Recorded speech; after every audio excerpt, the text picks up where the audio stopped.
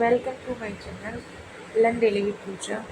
आज की वीडियो में हम सीखेंगे पार्ट ऑफ स्पीच, एक इंग्लिश ग्रामर का खास टॉपिक जिससे हमारा हर सेंटेंस बनता है।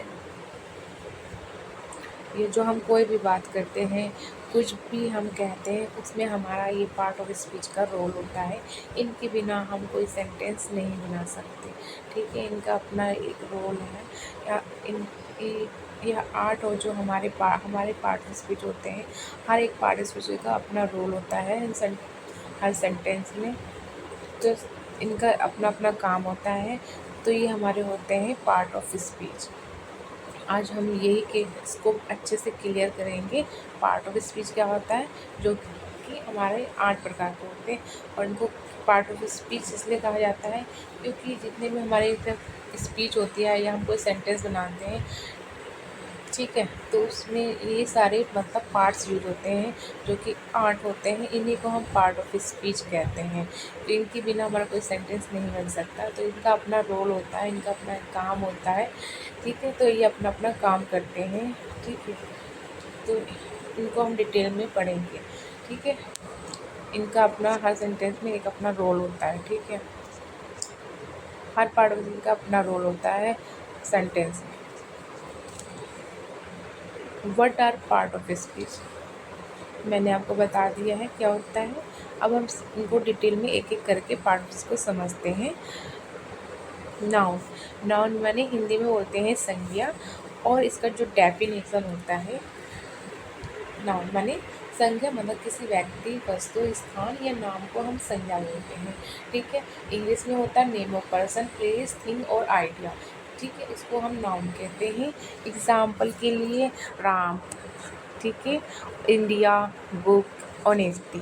ठीक है, ये सब हमारे नेम है, व्यक्ति के, स्थान के, वस्तुओं, भावनाओं के। इन्हीं को हम नाउन बोलते हैं। प्रोनाउन मतलब सर्वनाम।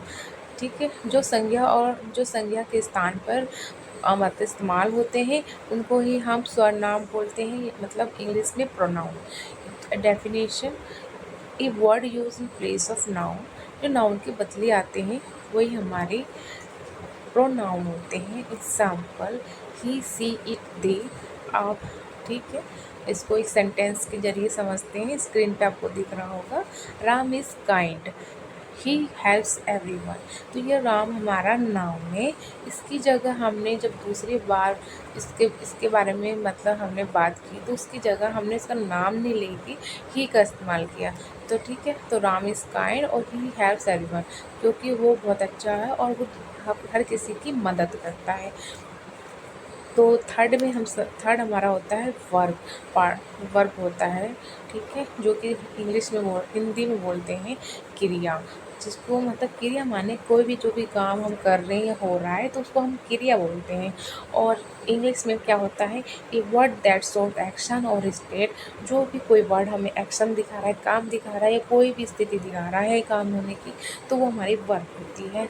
ठीक है, जैसे एग्जाम्पल से समझते हैं, रन, ईट, इज़, गो। ठीक है, सी इज़ हैप्पी। ठीक है, तो इज़ क्या है, इसमें हमारी वर्ब है, वो हैप्पी। आई रन फास्ट, तो मैं इसमें फास्ट क्या हो रहा है, रन, तो वो रन वर्ब हो रहा है। ठीक है,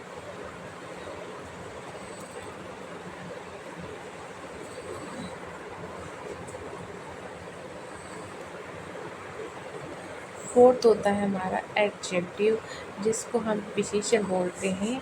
एडजेक्टिव मतलब जो एडजेक्टिव माने जो मतलब जो संज्ञा की विशेषता बताता है, मतलब जो नाउन को डिस्क्राइब करता है, उसको ही हम एडजेक्टिव बोलते हैं, जो नाउन के बारे में बताता है।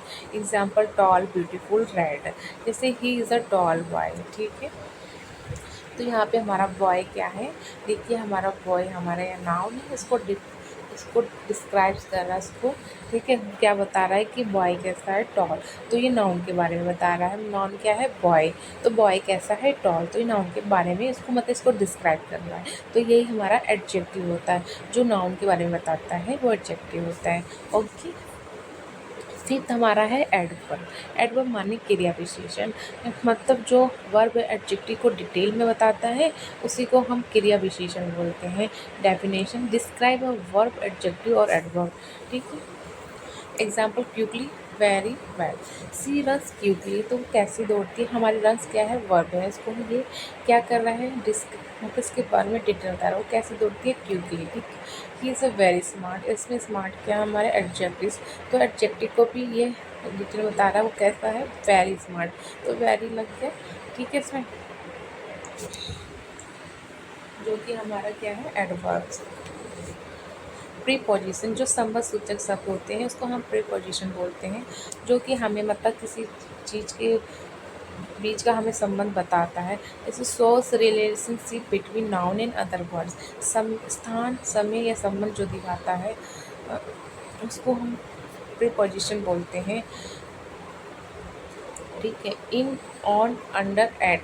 The book is on the table, the book is on the table, the book का रिलेशन द टेबल से, तब नाउन और अदर वर्ड, तो नाउन है यहाँ पे द बुक और द टेबल। ठीक है, इसका दूसरे मतलब वर्ड से रिलेशन मतलब संबंध बताने के लिए हमने प्रीपोजिशन का इस्तेमाल किया। द बुक कहाँ पे है, टेबल के ऊपर, द बुक टेबल के ऊपर। ठीक, ठीक है।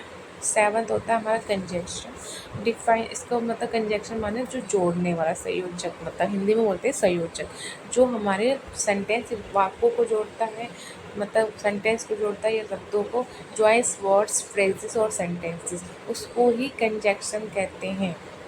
एग्जाम्पल से समझिए, एंड, बट और बिकॉज, ये हमारे कंजक्शन है। अब एग्जाम्पल जो स्क्रीन पे दिख रहा है उसको देखते हैं। I like T and coffee, तो इसमें क्या, मुझे मतलब चाय कॉफ़ी पसंद है, मुझे चाय कॉफ़ी, तो ऐसे हम इसको साथ में बोलेंगे तो ये कोई मीनिंग मतलब कि सेंटेंस सही नहीं है। तो मुझे पसंद है, तो हमें यहाँ पे मतलब कि इसमें हमें क्या ज़रूरत पड़ रहा है कि इसमें इसमें कुछ हमें जोड़ना है, इसमें एक जोड़ की ज़रूरत है, जिसमें हमने एंड यूज किया, मुझे चाय पसंद है और कॉफ़ी, तब ये हमारा सेंटेंस एकदम परफेक्ट हो जाएगा। तो इसी को हम बोलते हैं संयोजक, मतलब कंजक्शन। हमें कंजक्शन की ज़रूरत पड़ती है जब हम कुछ अपने शब्दों को, वाक्यों को जोड़ना चाहते हैं। और एक होता है इंटरजेक्शन, जिसमें द्विबोधक, मतलब जो सडन फीलिंग्स होती हैं सो उसको शो करता है, वही जो हमारी अचानक वाली भावनाएं होता है उसको व्यक्त करने के लिए ही हमें इंटरजेक्शन का यूज़ करते हैं, उन्हें ही हम इंटरजेक्शन कहते हैं। एग्जाम्पल, वाव और रस। ठीक है, वाव, व्हाट अ सरप्राइज, देखो ये अचानक से हमने क्या सरप्राइज है, देखो, तो हमने वाव, हमारे मुंह से निकलता है वाव, जो सडन फीलिंग्स है, तो ऐसे वर्ड्स को ही हम इंटरजेक्शन करते हैं। और ठीक है, क्विक, चलो हम क्विक इसको रिवीजन कर लेते हैं, जो आज हमने वीडियो में शुरू से स्टार्टिंग से पढ़ा। हमारे क्या पढ़ा, part of speech, part of speech होता क्या है, जल्दी जल्दी समझ लेते हैं। जो भी हर सेंटेंस हमारा बिना हमारे आठ पार्ट ऑफ स्पीच का रोल होता है, हर सेंटेंस बनाने के लिए हमें इन आठ पार्ट ऑफ स्पीच का जरूरत होती है। ठीक है, जो कि होते हैं noun, pronoun, verb, adjective, adverb, preposition, conjunction, interjection. ठीक है, इसको आपको ऐसे याद होना चाहिए, हर इंग्लिश सेंटेंस इन्हीं से बनता है। ठीक है, तो आप इसको याद रखिएगा। और नेक्स्ट वीडियो आपको किस पे चाहिए प्लीज़ कमेंट करके मुझे ज़रूर बताइएगा। आर्टिकल्स पे चाहिए कि टेंस में, मैं नेक्स्ट वीडियो आपका आने वाला है, तो आप पहले से मुझे बता दीजिए मैं किस पे लाऊँ, टेंस या आर्टिकल्स। ठीक है, और कोई भी डाउट हो आप मुझे पूछ सकते हैं इस पर कमेंट्स करके। ये वीडियो मतलब ये चैनल बिगनर्स के लिए, आपको कोई भी दिक्कत आता है, आप बिना कोई भी डाउट्स हो बेझिझक होकर आप ठीक है यहाँ पूछ सकते हैं, कोई यहाँ पे आपको कोई दिक्कत नहीं है। ठीक है, और आप प्लीज़ मेरे चैनल को लाइक और सब्सक्राइब और करना ना भूलें प्लीज़। ठीक है, आपको मेरा वीडियो पसंद आता है तो।